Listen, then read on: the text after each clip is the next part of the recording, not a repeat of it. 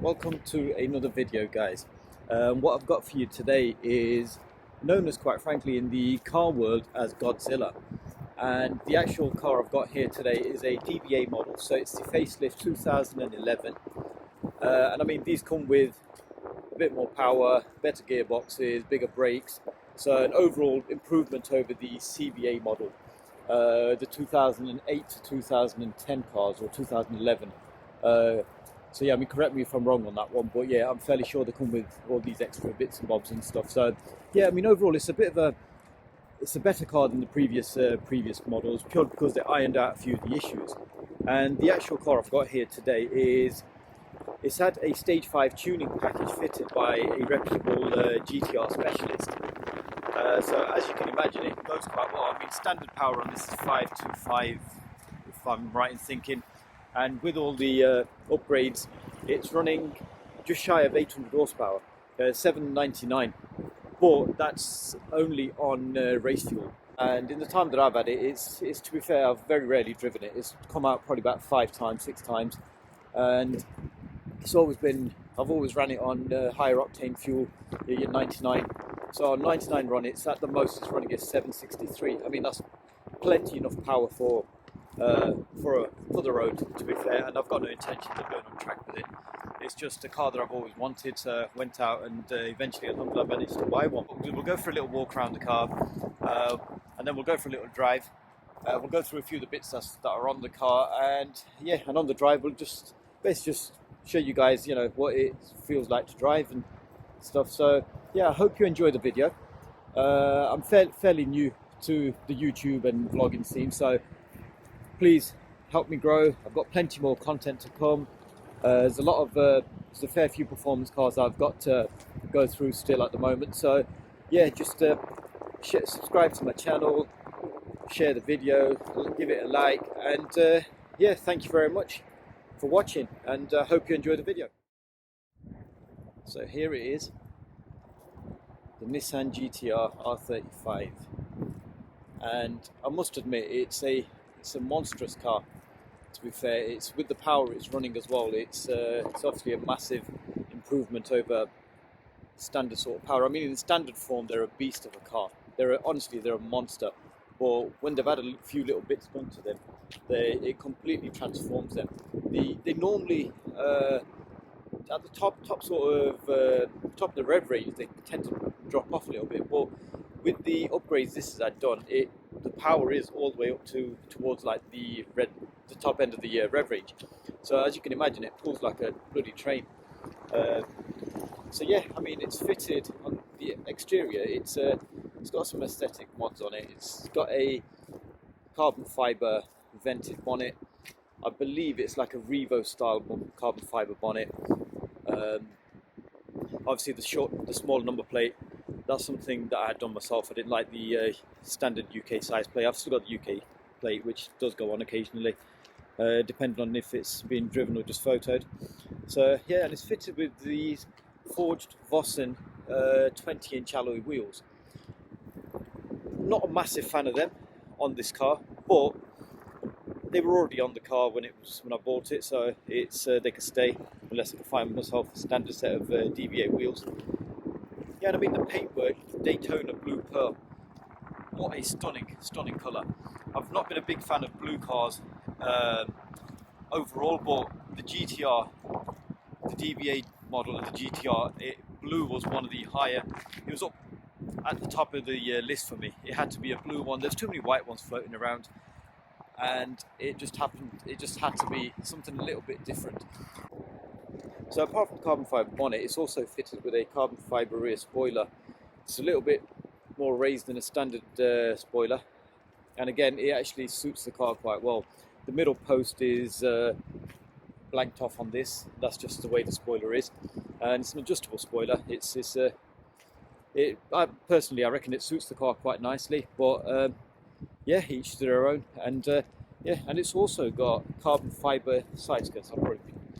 It's nice and bright today, so it's very difficult to catch everything. But yeah, it's fitted with the carbon fibre side skirts, and they do look great. They do actually, you know, when you actually notice them, they look quite smart. And obviously the private number plate, which Bro GTR is what I've been told it's spelled, so it's staying on the car anyway. And the interior is funky GTR, the handles. Right, the interior, it's got a Minds tuning steering wheel, carbon fibre flappy paddles, and other than that it's standard. So, and the DBA model, so it's got the Recaro heated and electric, black and red leather seats. They're heated and electric, I suppose.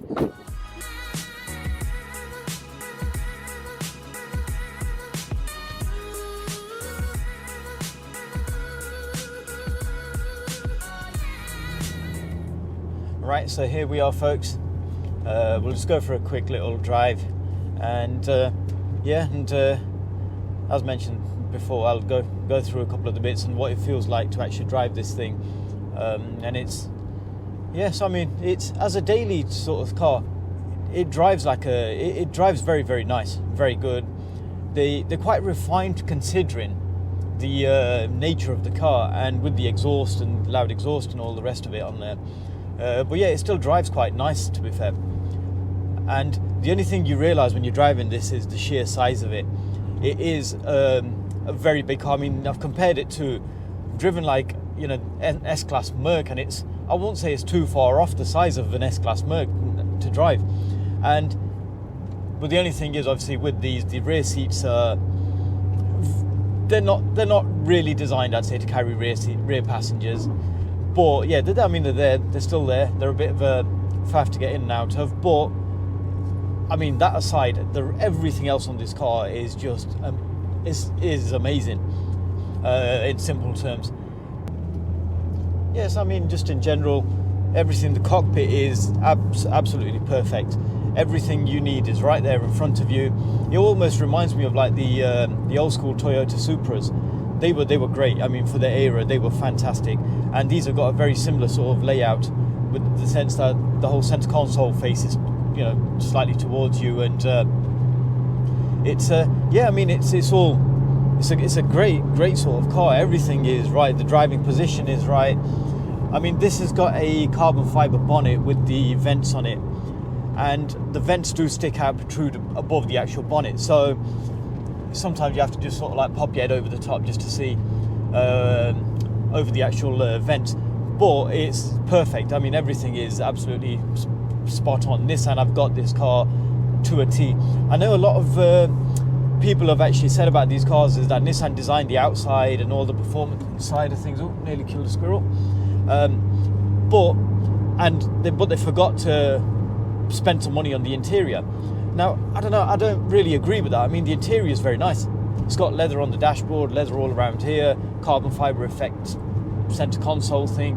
And the only thing I would say is with these cars is the paint on the actual, around the gear stick and the push button start is very thin, so you do get a few chips. But there's a lot of covers out there that you can buy, just to be fair, because I'm actually considering getting like a carbon fibre cover for this, so that's in the pipeline. And yeah, I mean, the whole feel is good. Now, to actually drive mechanically, the mechanical feel, it feels very mechanical.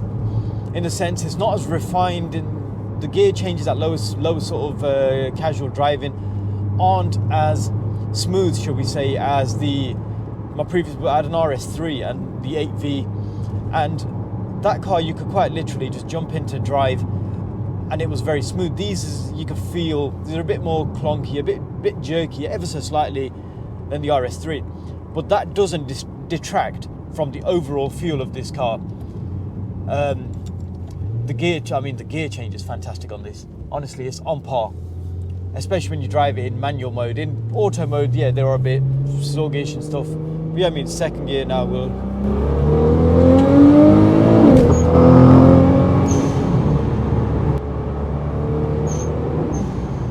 We even got the traction light blinking there.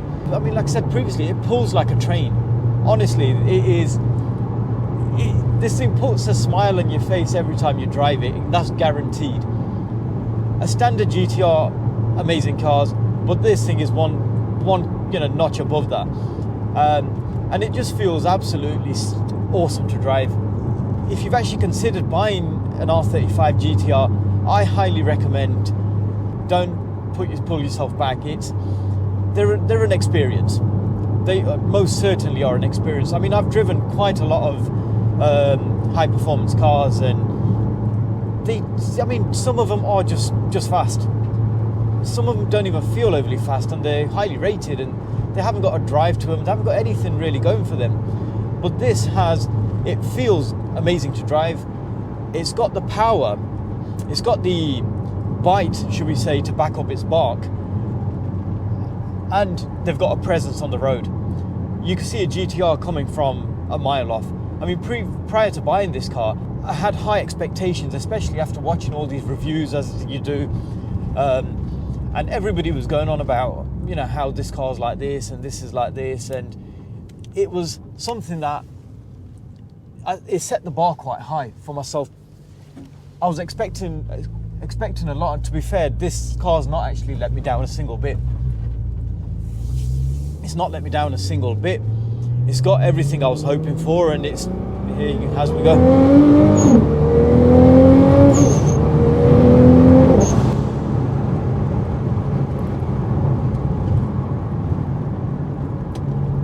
What a machine. Once you've digested the power, it automatically just brings that grin on your face. Seriously, this thing is an absolute monster.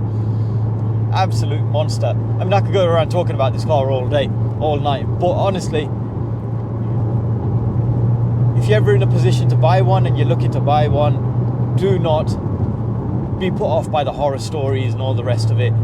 I wanted one many years ago, but then I kept putting it off, and it's lived up to the expectations. Honestly, it's an absolute machine. It's an absolute monster. This car's even got like pops and bangs mapped onto the ECU. I mean, it's running an ECU tech map, and to get the pops and bangs activated, you have to actually put it into the lowest map, and the suspension setting needs to be put to the R mode, and then automatically it engages pops and bangs. And apparently it spits flames. I've never myself had it spitting flames, but not that I can tell from sitting inside the car. But normally they light up the back end, especially in the dark, and you can see it. But like I said, I've never experienced anything like that before. So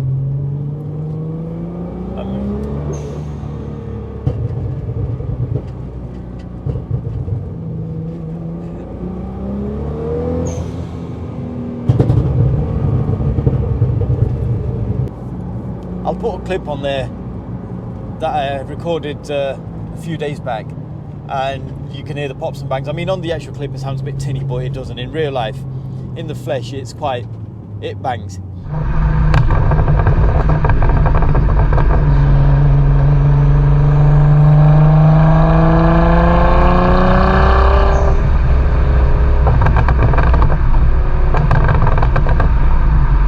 So yeah, on that note, I hope you've enjoyed the video.